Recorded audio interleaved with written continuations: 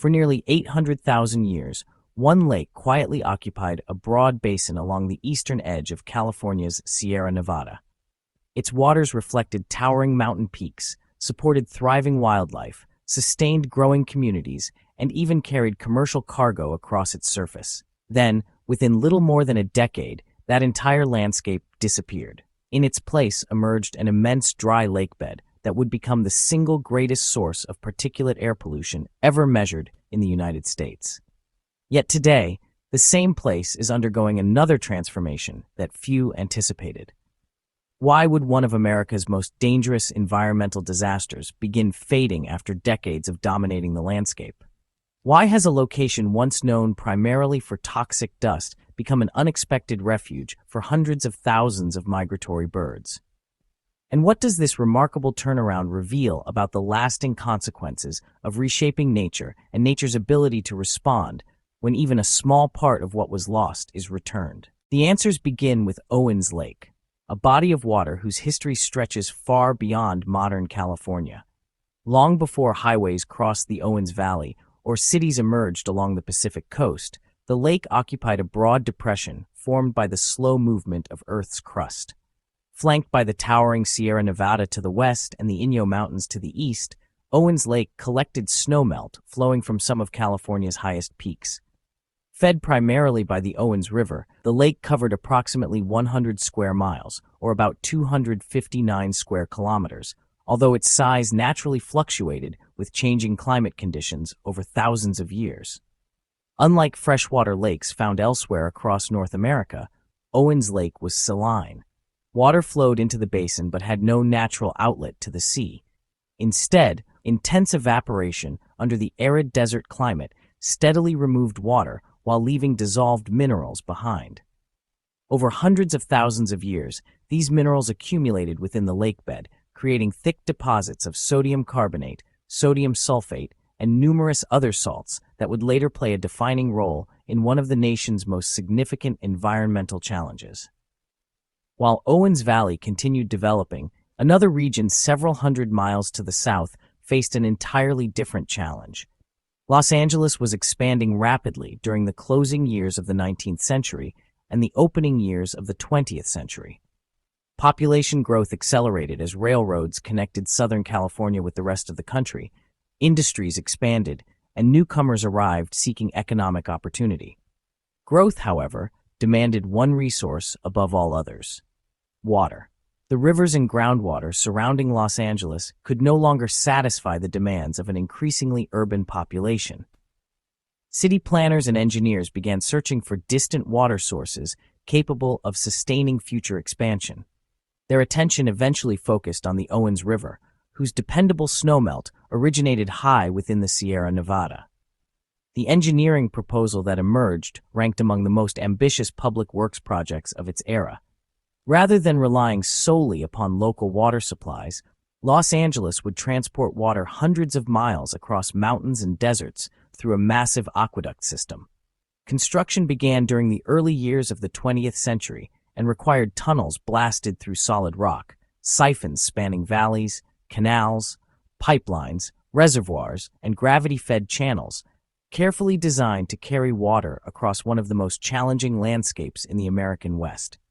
When the Los Angeles Aqueduct was completed in 1913, it fundamentally altered the future of both Southern California and Owens Valley. Water that had sustained Owens Lake for countless centuries was increasingly diverted southward toward Los Angeles. The Owens River, once the lake's principal source of inflow, no longer delivered sufficient water to balance evaporation occurring under the desert sun. The consequences unfolded with surprising speed. Within approximately 13 years of the aqueduct's completion, Owens Lake had effectively disappeared. By 1926, the basin that had contained water for roughly 800,000 years had become an immense expanse of exposed sediment. The disappearance of the lake represented one of the fastest environmental transformations ever documented in North America. Geological processes that had maintained the basin across hundreds of millennia were effectively reversed within little more than a decade through large-scale water diversion. Yet the most serious consequences would emerge only after the water was gone. Unlike many dry lake beds found across arid regions, Owens Lake possessed unusual chemical characteristics that would distinguish it from nearly every other former lake in the country. The thick mineral deposits accumulated over hundreds of thousands of years did not harden into a stable protective crust after drying. Instead, groundwater continued rising through underlying sediments by capillary action. As the water approached the surface, intense desert evaporation removed the moisture while leaving dissolved salts behind. Repeated cycles of evaporation, mineral crystallization, seasonal temperature changes, and occasional precipitation continually broke apart the surface into extremely fine particles. Large quantities of sodium carbonate and sodium sulfate created an exceptionally loose, powder-like material. Rather than remaining locked within the lakebed, these microscopic particles became readily available for transport whenever strong winds crossed the basin. Owens Valley's geography amplified the problem. The Sierra Nevada rises abruptly along the western side of the valley, while the Inyo Mountains define its eastern boundary. Together, these mountain ranges form a long natural corridor capable of channeling powerful winds through the basin. Atmospheric pressure differences, seasonal weather systems, and mountain-generated air currents frequently accelerate wind speeds across the exposed lakebed. Each time these winds swept across the dry surface, enormous quantities of fine sediment lifted into the atmosphere. What initially appeared to be an ordinary dry lake quickly revealed itself as something far more dangerous. Instead of producing occasional blowing dust typical of many desert environments, Owens Lake generated massive dust emissions, carrying particles small enough to remain suspended in the air for extended periods and travel considerable distances downwind. Laboratory analyses later identified a troubling mixture within these airborne particles. Along with naturally occurring mineral salts, the dust contained trace concentrations of elements, including arsenic, cadmium, nickel, and other potentially hazardous materials released from the ancient lakebed. Communities throughout the region increasingly found themselves exposed to airborne pollution originating from a landscape that had once been covered entirely by water. As monitoring technology improved throughout the 20th century, it became increasingly clear that Owens Lake was no ordinary environmental problem. The drying of one ancient lake had unintentionally created what would eventually be recognized as the largest single source of particulate dust pollution in the United States, setting the stage for decades of environmental conflict, engineering challenges, and one of the most remarkable restoration efforts ever undertaken in North America. As the decades passed, the environmental consequences of Owens Lake became impossible to overlook. Dust storms that had once been viewed as an occasional nuisance developed into a persistent regional hazard, affecting transportation, public health, military operations, agriculture, and the daily lives of thousands of residents. The disappearance of the lake had solved one problem for a rapidly expanding city hundreds of miles away by providing a dependable water supply, but it had created another that continued growing with each passing year. The exposed lakebed behaved unlike ordinary desert terrain. Most dry lakes eventually develop a hardened crust capable of resisting moderate winds. Owens Lake followed a different path. Groundwater remained close enough to the surface that dissolved salts continually migrated upward through the sediments. Once exposed to the intense desert sun, the water evaporated almost immediately, leaving behind fresh mineral deposits. Repeated cycles of evaporation and crystallization weakened the surface, breaking it apart into microscopic particles that were easily lifted by even moderate winds. The process repeated itself season after season. Each new layer of salts created additional material available for erosion. Instead of stabilizing with time, the lakebed continually renewed its own dust supply. Engineers and environmental scientists eventually recognized that this self-replenishing process was one of the primary reasons Owens Lake became such an extraordinary source of airborne particulate matter. The airborne dust carried more than simple mineral fragments.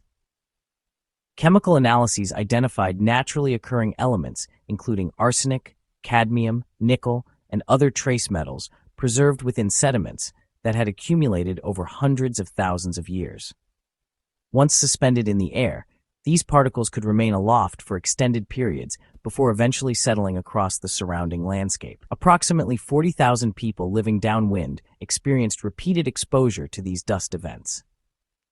Communities throughout Owens Valley faced declining air quality during periods of high winds. Residents often reported reduced visibility, persistent dust accumulation, and respiratory discomfort associated with the frequent storms. Transportation infrastructure also experienced repeated disruptions. Highways crossing the valley occasionally became hazardous as blowing dust sharply reduced visibility. Drivers encountered rapidly changing conditions capable of producing dangerous travel situations within only a short distance. Road closures and traffic accidents became recurring concerns whenever particularly strong wind events developed. Even military operations were not immune. The nearby China Lake Naval Air Weapons Station periodically experienced reduced visibility caused by dust transported from the former lakebed. Training activities and flight operations occasionally required adjustments during significant dust events, demonstrating that the environmental effects extended well beyond the immediate vicinity of Owens Lake itself. As environmental monitoring expanded during the closing decades of the 20th century, quantitative measurements confirmed the extraordinary severity of the problem. One of the most striking observations occurred during the year 2001. Air quality instruments recorded particulate matter concentrations reaching approximately 20,750 micrograms per cubic meter during a major dust event. For comparison, the federal health standard for particulate pollution stood at 150 micrograms per cubic meter. The measured concentration exceeded that benchmark by roughly 140 times. No other location in the United States had documented particulate pollution approaching that magnitude from a single identifiable source. Owens Lake had become the nation's largest producer of airborne dust pollution, an unintended consequence of water diversion that had evolved over many decades. The growing body of environmental evidence eventually translated into legal action. Responsibility for the dust became the subject of lengthy disputes involving regulatory agencies, local governments, environmental authorities, and the Los Angeles Department of Water and Power. The central issue focused upon whether the city that had diverted the Owens River also bore responsibility for controlling the pollution created after the lake disappeared. Years of litigation followed as competing legal arguments examined water rights, environmental obligations, public health requirements, and the practical challenges associated with controlling dust across nearly 100 square miles, or approximately 259 square kilometers, of exposed lakebed. A major turning point arrived during the late 1990s.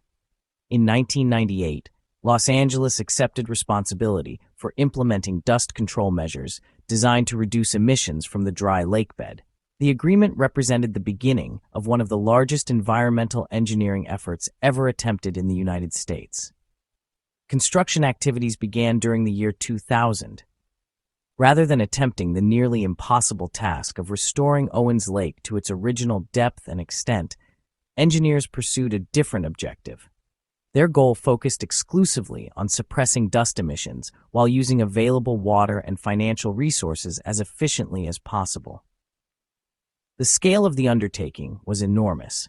Dust control infrastructure ultimately extended across approximately 49 square miles, or nearly 127 square kilometers, making it the world's largest single-source dust control project. No previous environmental program had attempted to stabilize such a vast area using multiple coordinated engineering techniques operating simultaneously across an entire former lake.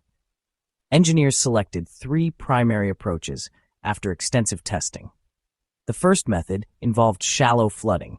Instead of recreating a deep lake, carefully controlled amounts of water from the Los Angeles Aqueduct were distributed across selected portions of the lakebed. Only a shallow layer was required. Maintaining moisture at the surface prevented fine sediments from becoming airborne while dramatically reducing wind erosion.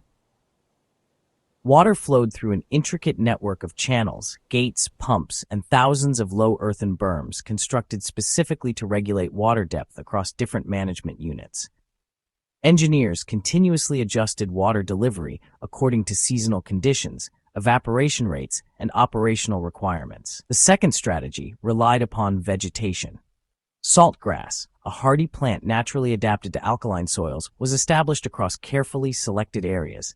Its extensive root system stabilized surface sediments while reducing the ability of strong winds to remove loose particles. Once mature, the vegetation created living barriers capable of protecting the lakebed without requiring continuous mechanical intervention. The third method involved gravel. Engineers placed blankets of gravel approximately 4 inches or about 10 centimeters thick across selected portions of the lakebed. Although seemingly simple, the approach addressed several problems simultaneously. The gravel shielded underlying sediments from direct wind exposure while reducing groundwater evaporation at the surface. Without continual evaporation, far fewer salt crystals formed, limiting the production of new dust particles. Each method offered different advantages depending upon local soil chemistry, groundwater conditions, maintenance requirements, and water availability. Some areas proved better suited for shallow flooding, while others achieved greater effectiveness through vegetation or gravel coverage. Implementing the project demanded years of construction, continual maintenance, sophisticated monitoring systems, and enormous financial investment. By the time major phases of construction reached completion, total project costs had climbed to approximately $2.1 billion, making it one of the most expensive environmental mitigation programs ever undertaken for a single pollution source. The results, however, proved remarkably effective. Air quality monitoring demonstrated dramatic improvements across the Owens Valley. Peak particulate concentrations declined from approximately 20,750 micrograms per cubic meter to about 728 micrograms per cubic meter by the year 2018. Although still capable of exceeding federal standards during some wind events, the reduction represented roughly 96% compared with the worst historical measurements. Equally significant was the decline in the number of days exceeding federal particulate standards. Areas that once experienced approximately 49 exceedance days each year saw that number fall to only about 8 annually. The transformation represented one of the most successful large-scale air pollution control efforts ever documented. Yet while engineers focused entirely upon suppressing dust, another development quietly unfolded across the managed wetlands. It was never included within the original design objectives, never appeared as a primary engineering target, and was not anticipated when construction first began.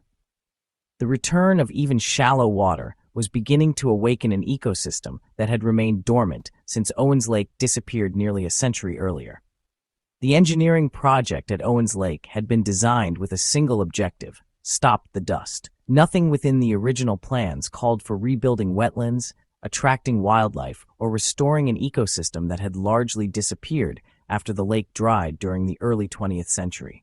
Engineers focused on air quality, water management, and compliance with environmental regulations. Yet almost immediately after shallow flooding began, nature responded in ways few had anticipated. Even a thin layer of water fundamentally changed conditions across portions of the former lakebed. Algae rapidly colonized the newly flooded surfaces. These microscopic organisms formed the foundation of an entirely new food web. Their appearance was followed by exploding populations of alkali flies, insects uniquely adapted to highly saline environments. Although often overlooked because of their small size, alkali flies play an essential ecological role. Their larvae thrive in shallow alkaline waters, while the adult insects become an abundant food source for migrating birds. The return of insects quickly attracted larger animals. Migratory shorebirds traveling along the Pacific Flyway began stopping once again at Owens Lake during their seasonal journeys. Stretching from Alaska to the southern tip of South America, the Pacific Flyway represents one of the world's major migratory corridors.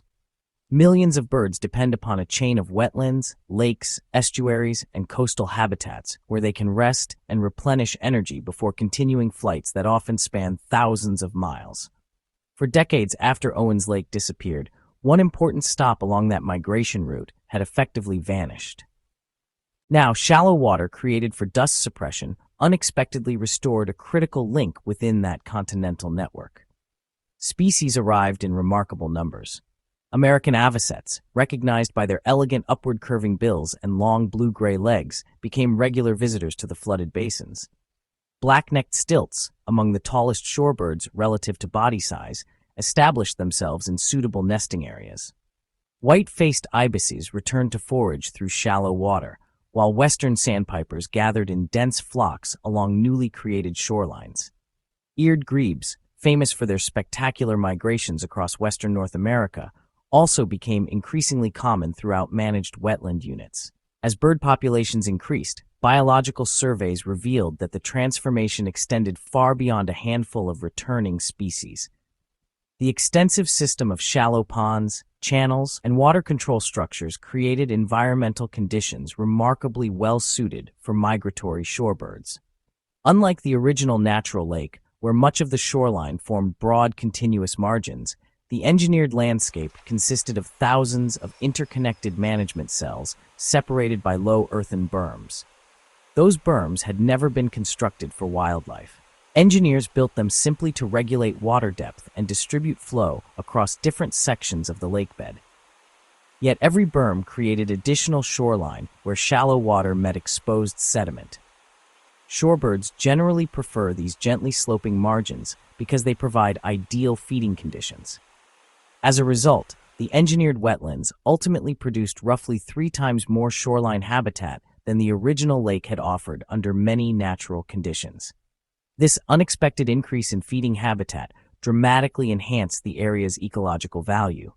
Bird surveys documented numbers that surprised even experienced wildlife managers. During April of 2013, observers counted approximately 115,000 birds using Owens Lake during a single day of monitoring. More than 64,000 of those birds were shorebirds, representing approximately 20 different species.